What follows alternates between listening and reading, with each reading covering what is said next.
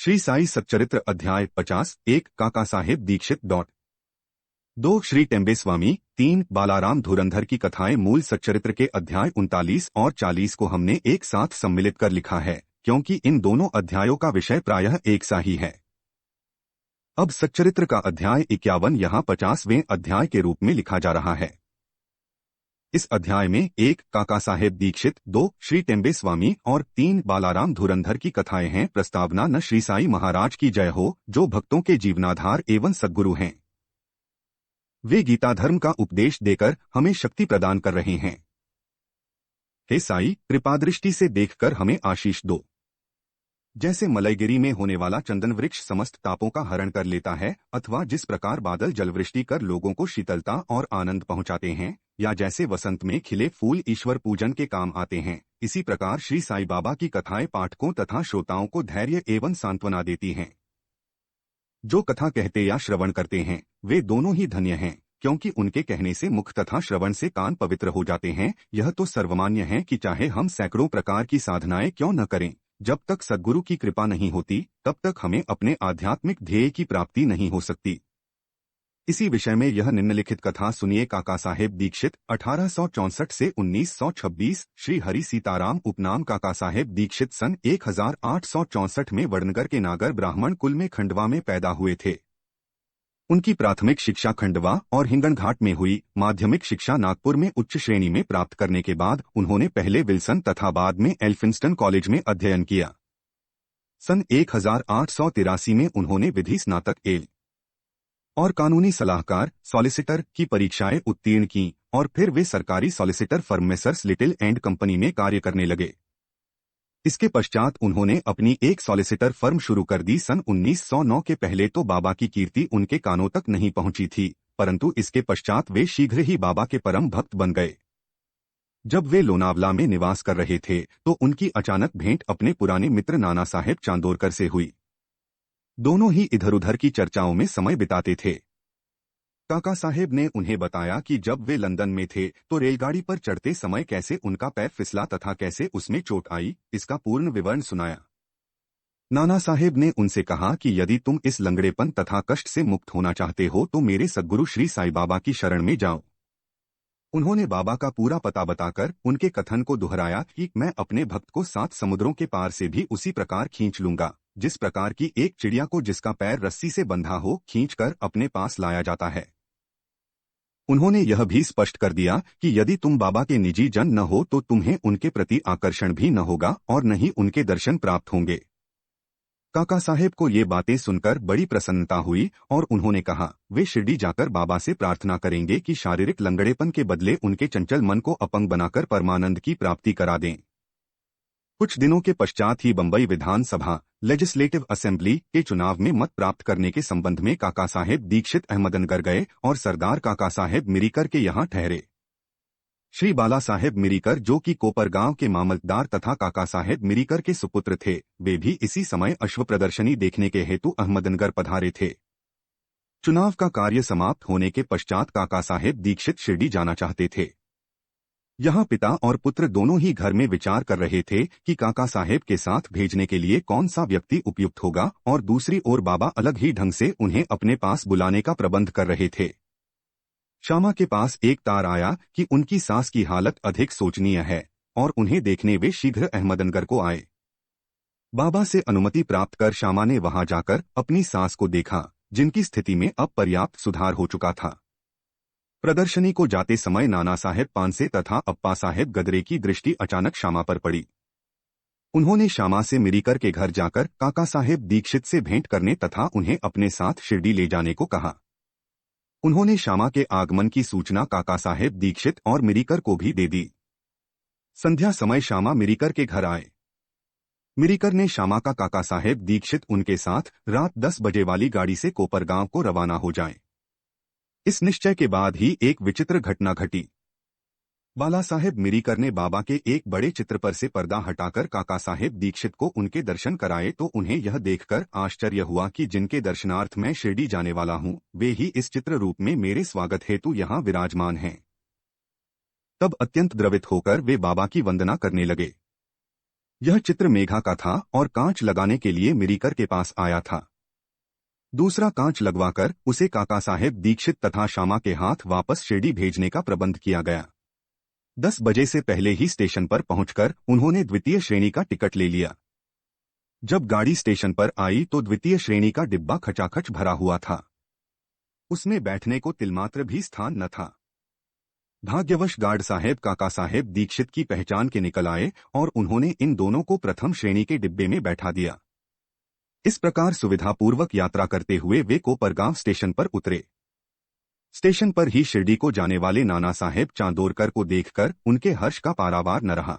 Station पर ही शिरडी को जाने वाले नाना साहेब चांदोरकर को देखकर उनके हर्ष का पारावार न रहा। शिरडी पहुंचकर उन्होंने मस्जिद में जाकर बाबा के दर्शन किए। तब बाबा कहने लगे कि मैं बड़ी देर से तुम्हारी प्रतीक्षा कर रहा था। श्यामा को मैंने ही तुम्हें लाने के लिए भेज दिया था। इसके पश्चात काका साहेब ने अनेक वर्ष बाबा की सानिध्य में व्यतीत किए। उन्होंने शिरडी में एक वाड़ा, दीक्षित वाड़ा, बनवाया जो उनका प्रायः स्थायी घर हो गया। उन्हें बाबा से जो अनुभव प्राप्त हुए वे सब स्थानाभाव के कारण यहाँ नहीं दिए जा रहे हैं। पाठकों से प्रार्थना है कि वे श्री साईलीला पत्रिका के विशेषांक काका साहेब दीक्षित भाग 12 के अंक 6 से 9 तक देखें। उनके केवल 1-2 अनुभव लिखकर हम यह कथा समाप्त करेंगे। बाबा ने उन्हें आश्वासन दिया था कि अंत समय आने पर बाबा उन्हें विमान में ले जाएंगे, जो सत्य निकला। तारीख 5 जुलाई सन 1926 को वे हेमाड़पंत के साथ रेल से यात्रा कर रहे थे। दोनों में साईं बाबा के विषय में बातें हो रही थीं। वे श्री साईं बाबा के ध्यान में अधिक तल्लीन हो गए।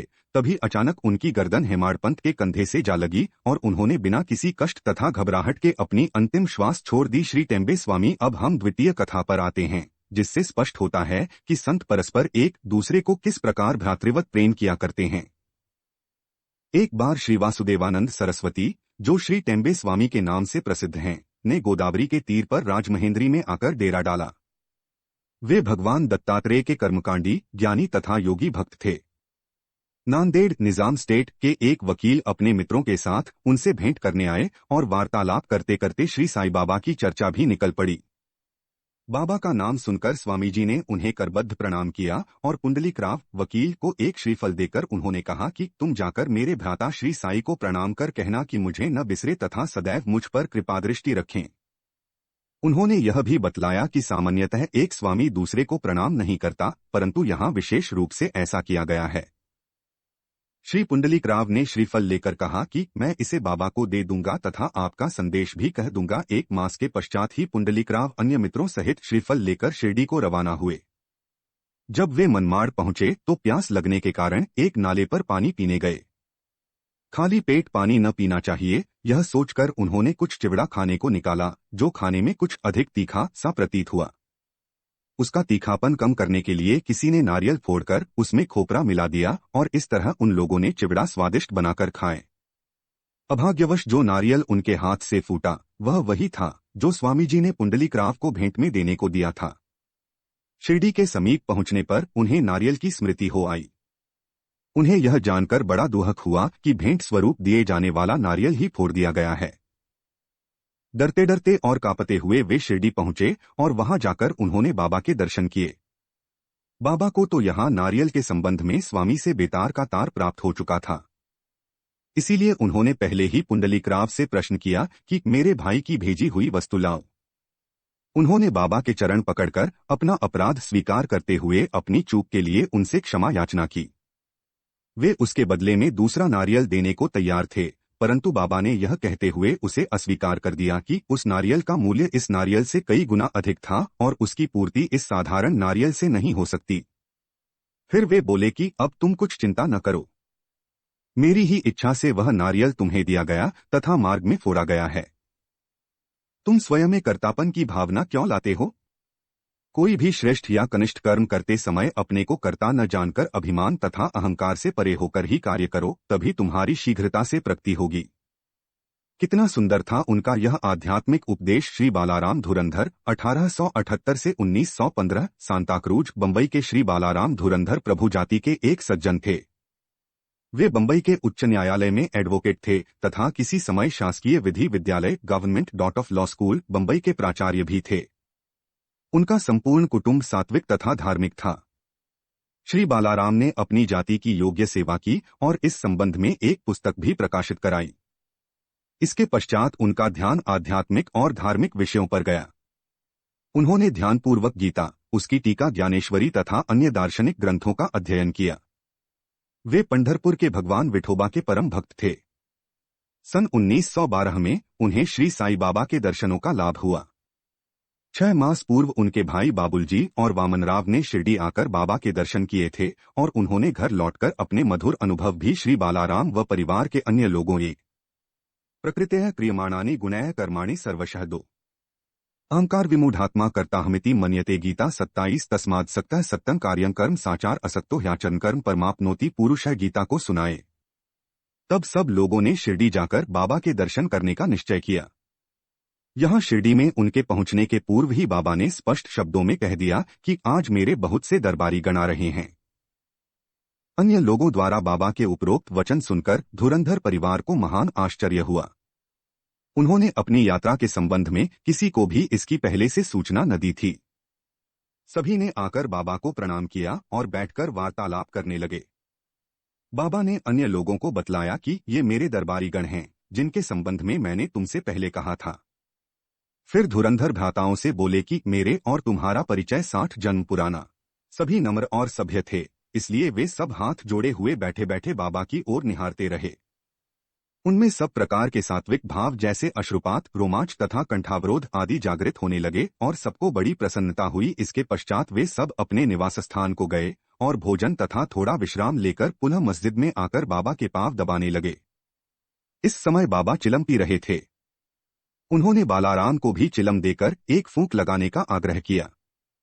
यद्यपि अभी तक उन्होंने कभी धूम्रपान नहीं किया था, फिर भी चिलम हाथ में लेकर बड़ी कठिनाई से उन्होंने एक फूंक लगाई और आदरपूर्वक बाबा को लौटा दी।